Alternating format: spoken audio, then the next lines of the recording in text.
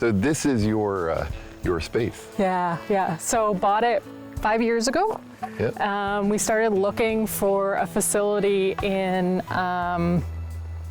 the industrial park in Bridgewater first. Okay, yeah. And so we started doing some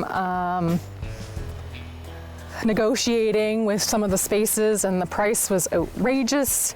And my uncle looked at me and said, "You can buy a really nice property for that."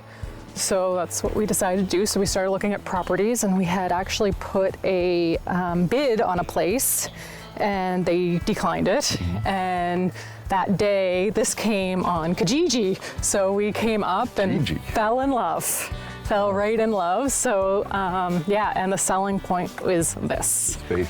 So this is 120 by 60 megadome. So it's an indoor horse arena originally. Okay. And so we have created the ultimate agility space. Yeah. Love it. Working with dogs is a passion for many people, and some people have turned that passion into thriving businesses. That's today on NSK9.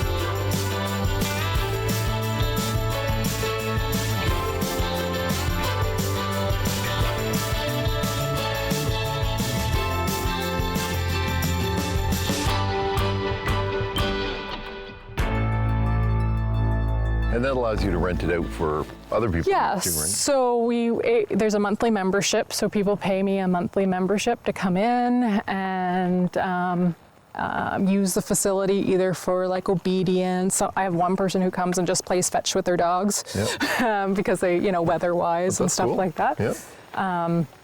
So yeah, it is pretty awesome. So that's good, because that gives you a revenue side that you don't have to actually be here. Yeah, and I teach agility, so I do teach some agility. I have an instructor that comes from Mount Uniacke area. Oh, yeah. And he teaches the more advanced classes. I'll start people off and then he finishes them out. So yeah, I love this. Yeah, I mean, it's a huge space. This is what I call my playroom. Well, and I can hear my dog barking, because as soon as I come in here without him, he's like, "You forgot me." Yeah, so he is a really fun dog. He loves agility. That's his passion in life. And what type of dog? He is what we call a super mutt. I actually got an embarkment done on him. Yeah. And it came back that he is Husky, Boston Terrier. Oh, right off the bat, that's an interesting mix. German Shepherd, Australian Cattle Dog, Border Collie. Holy smokes. He's like a super mutt. So were you always a dog person? Yes, always a dog person. So I originally started dog training in my teens with a man named Mike Anderson. He owned Copatain Canine. So he brought clicker training to the South Shore. Wow. He was the original teacher. I learned to train my dog. With the clicker. Yes, I love clicker training. And then of course you can't make a good income at that point doing, assistant training. So I bounced around from job to job until I got my dog Finnegan, and then he sparked this agility, and then I was done. And it's grown. Yeah, and it's just, the passion has grown. I mean, I tell people all the time, it's an addiction. It's an addiction. You start this and you can't stop. So so we originally were just gonna do daycare, but when this came on the market, we were just no, we're gonna do it all. So we did agility and this is really the thing that you love. This is what I love. I love the daycare too, but the agility, I love the bond that people get with their dogs when they're doing a dog sport. It's a beautiful, beautiful thing. There's a lot of woofing going around, which you'll probably hear when we get in here. Oops. So the barn is kind of an ideal setup, isn't it? It is amazing. So on rainy days, they get to run around in here. Yeah. We usually break them into smaller groups so we don't have all 15 out here at the same time. Fair enough. And then on nice days, they have the great big field to run around in. so like... All these dogs get along pretty well? Yeah, we do separate some, but normally it's because they actually play too rough. Oh, okay. So if you have two dogs and you can't recall them because the play gets too intense, it's just too much. Yeah. I mean, I could have 40, 50 dogs here a day if I wanted to. Wow. I mean, I could, I just don't want to. I want a place that I would be happy to take my dog to. And I think a place with 40, 50 dogs, your dog would get lost in the confusion. So I really like the, you know, we know every dog by name, you know, that means a lot. So yeah, we try to keep it down to about anywhere between 15 to 20 a day. And yeah, so we probably will take a couple extra just if we have the extra staff. Yeah. But yeah, I'd like to keep it kind of at that level. So the pen is going to go right around that gate, like a catch pen, and then we're going to put lights up along the fence, and then we're going to start renting out the field after hours. The hardest part? That's a really good question. Time management for me, because I have to be the bookkeeper, I have to be the dog trainer. You know, I'm doing a lot now. My employee that just left for a break, Monique, she has been amazing as I go through this with my knee. Like she's, you know, stepped up and I was like, wow, like you don't even realize how good of an employee you have until you need them, and then it's like, wow. Yeah, because like having your own business like this, I mean, you've just had some surgery and it is not, you don't get a break. You can't take, there's no health leave from your own business, is there? Well, when I first did it and I went to the doctor and I was like, well, I'm putting about 10,000 steps in a day. I was getting, you know, an average of 16. Now I'm doing about 10 because of my knee. He's like, what? How can you do that? I'm like, because I don't have a choice. Now I can't do that, so I'm getting about 4,000. yeah, but it's just kind of, I don't know, it's hard. It's hard to balance everything, and but like I say, Monique stepped up, and so you got to keep working. And there had to be things that you went, oh, I didn't expect that. I think the biggest surprise was everybody because you know, you kind of do your research, and everybody tells you that being self-employed is, you know, you're working 80 hours a week, you know, you're working, and you have no idea how much that is true until you're into it. And then it's like, I mean, when you're not used to it, you're exhausted. Like I was just mentally, physically, emotionally exhausted.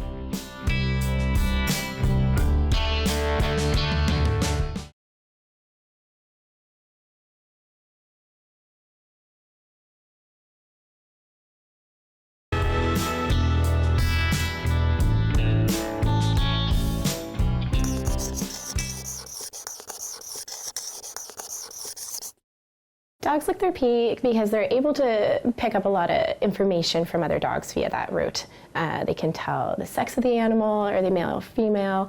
They can tell if they're intact or fixed, stress levels in an animal. So basically they're just trying to get as much knowledge from that animal that they can.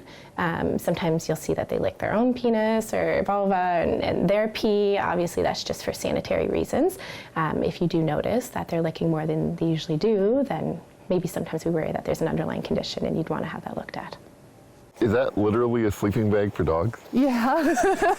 Really? Yeah, we got everything. We do a lot of like camping, so I have a sleeping bag, why can't they? Especially like Blossom's been getting older, so it's nice to have a warm, soft place for her to sleep when we get to our campsites. I can't get over the dog in the sleeping bag. How did you get into this? So many years ago, my parents decided it was finally time that we get a family dog, and that was Blossom right here. So she's now almost 11, so it's been a little while since we started. But when you get such a high energy dog like a Nova Scotia duck toller, you're kind of left beside yourself. What do we do? Like nothing we do seems to tire her out. So I didn't really have access to, you know, like agility and everything, being a 14-year-old child. Yes, I guess. You know, I can't drive anywhere. So instead we got like a harness for her, and we started biking and scootering and running just like around our neighborhood. on weekends, my parents would bring me out to trails. And kind of since then, I've just become a very like adventurous person with my dog, all because of my dog. And that kind of got me into selling the gear for it. I actually found that if you needed anything for mushing sports or like canicross, that you'd have to order things from, you know, across the country or out of the country. So I thought, you know what? Why not just have it right here and kind of bring in all my favorite brands, my favorite products, everything that I sell at my company. It's all tested by my own dogs. So, a high school student deciding to start a business, was that scary at the time? I was like, I'm just gonna do it. And my parents were like, okay, like we'll support you. And they're extremely supportive with it. You know. We kind of focus on what I like to call micro mushing. It's mushing on a smaller scale. You'll kind of think of like the Iditarod and all these big dog sled races where they have, you know, 10, 12 more dogs hooked up to a sled going across the Arctic. We do sell gear for that. But that's not what most people are doing. Most people might have 1 or 2 dogs. They could be, you know, maybe they're a Husky or a Jack Russell Terrier, a German Short-Haired Pointer. There's such a variety of dog breeds, and we really want to make everything accessible to everybody.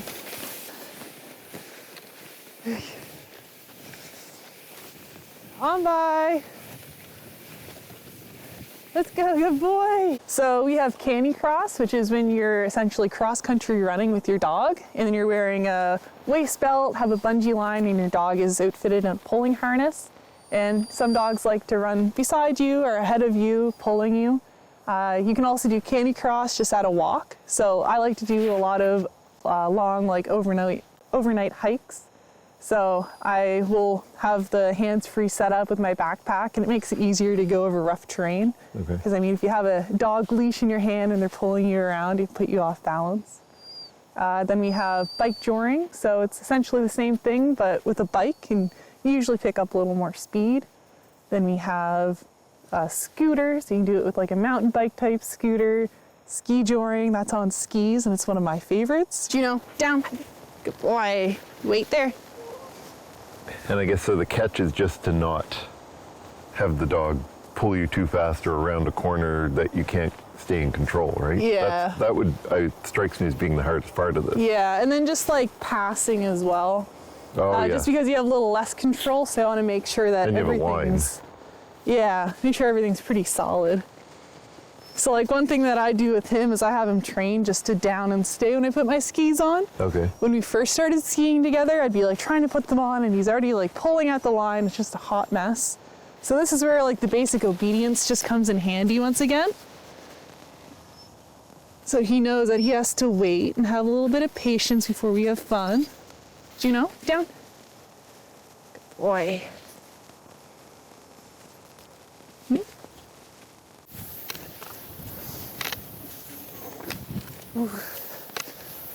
Whoa. We have our kick sleds, so they're just like pretty much a smaller version of a dog sled that you can do with no dogs. 1 dog, 2 dog, 3 dog, 4. Ready? He's excited. Oh, he's So they really love this. Yeah. Juno, ready? All right, let's go. Get up. Up. Let's go. Good boy. Depending on, you know, how risky you are. And then of course, So is it harder the more dogs you have? it makes it easier on you, but you usually go a little quicker and it's harder to stop. Okay. So this guy looks like he's going to do the giant slalom. Yes. So this is Blossom, and she's a Nova Scotia duck-toller. She's very furry, and our issue has always been snowballs in the wintertime. So when we'd go out on our adventures after fresh snow, I'd spend so much time stopping to, you know, get snowballs out of her paws and out of her armpits. And the first thing we discovered was Musher Secret, which is like a wax you put on their paws, and that creates a barrier. So we always use that when we're outside. And then we also have Booties, which you see on her right now. and the booties have been an absolute life changer for our winter adventures. And of course, her big snowsuit. So it's actually just a thin spandex material. Yeah, because it looks really thick, but it isn't. No, it's not. And it really kind of sucks everything in and creates that barrier so she's not uncomfortable with all of her snowballs. Huh. And I can wear harnesses over it and she's completely happy. So we'll see a lot of people, like I'll be out driving and you see somebody running with their dog on this like little leash that they're being yanked around. And I'm just like, oh, you're gonna hurt yourself. Like, please stop. I definitely learned a lot, made some mistakes, but we're here. What's been the hardest part? Accounting and financing. I think every business owner says that, right? Yeah, you don't think it's gonna take as much time until like you're really gonna do it. And this has grown, hasn't it? Yes, it has, especially in the past 2 or 3 years. We've noticed a lot more people are getting out with their dogs, especially through the pandemic where different dog sport facilities, they had to shut down and it made a lot of activities just not accessible for everybody. So, you know, you have the great outdoors and a dog who's full of energy and just wants to go. So a lot of people started to discover candy cross, ski joring, bike joring, you know, getting out hiking with their dogs more, but they want to do it hands-free. And so yeah, since the pandemic, we've had a lot more people come through our doors.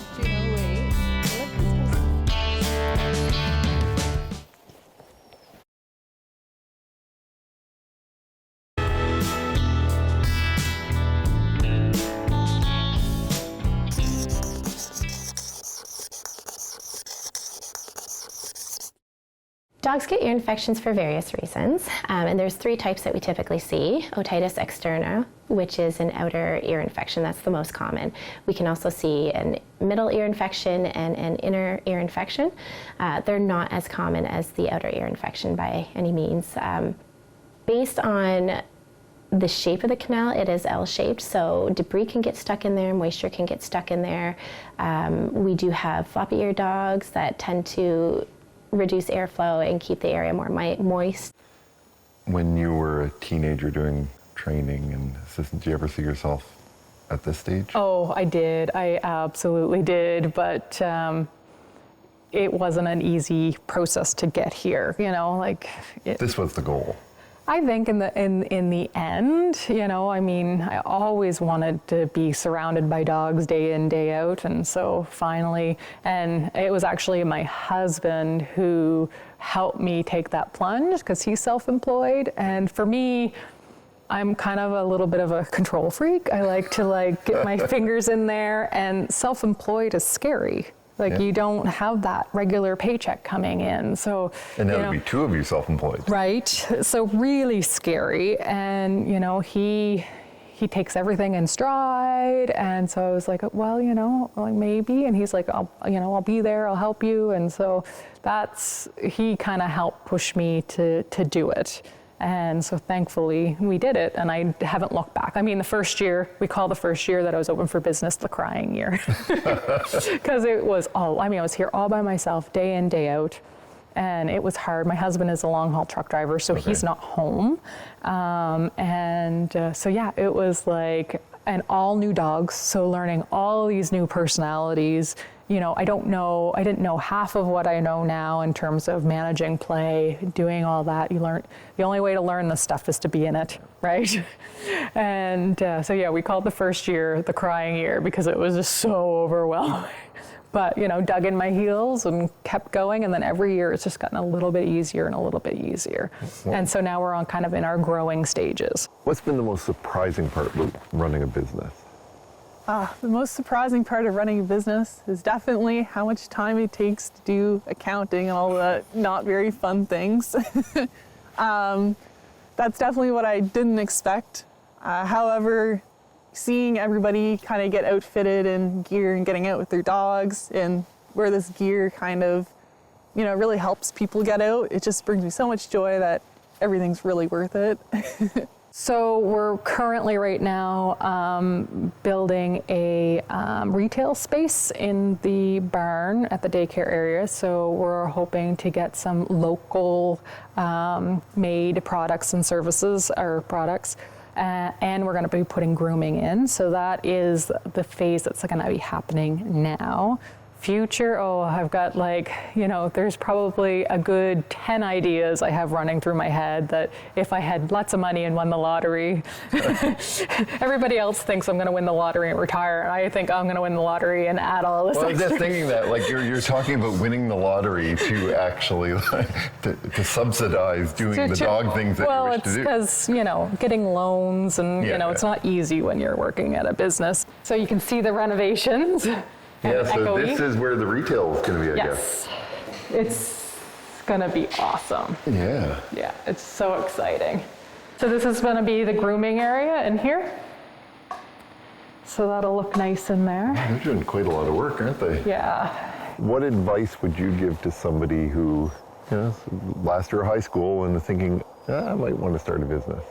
I would say definitely put a lot of thought into it. Find somebody who may be able to mentor you. You definitely want to have a really great support system because it isn't always easy and it isn't always completely fun. But definitely, I would say go for it. If it's something that you really love, I can't even explain how rewarding this whole thing has been. I've met so many absolutely amazing people all through doing something that I love. And when I'm, out here meeting people and their dogs, it doesn't even feel like work. So I think if it's something you love, you should definitely go for it, but definitely take the time to plan and, find somebody to kind of help you get where you want to be. Up, up, up. Bye. Where do you hope this business goes? Do you see this being like a full-time thing for you? Yeah, I definitely would be able to do it full time. I definitely have a lot of other, goals and aspirations in life, but I'd really like to see this business kind of expand. Our next step is going to try to have a physical store, just because right now everything we run is online. So I'm really hoping to do a physical store within the next year and kind of grow from there. Because it would be helpful, I guess, for people to be able to try stuff on and see stuff. Yes. And, like a sleeping bag that I think will surprise a lot of people. It definitely will. The best part is the dogs. I love the dogs. It's really, I guess when I started the business, I didn't realize the different personalities in the dogs. The dog, it's amazing. You think a dog's a dog, but every one of them is so different and so unique. And with the daycare, we pride ourselves in teaching the dogs to break off the play, come to us, get a treat, and go back to playing. So kind of figuring out how to teach each dog, to come into you, and they all learn a little differently, and managing the play. So I've learned a lot in management, in play management. But yeah, definitely the dogs is the best part.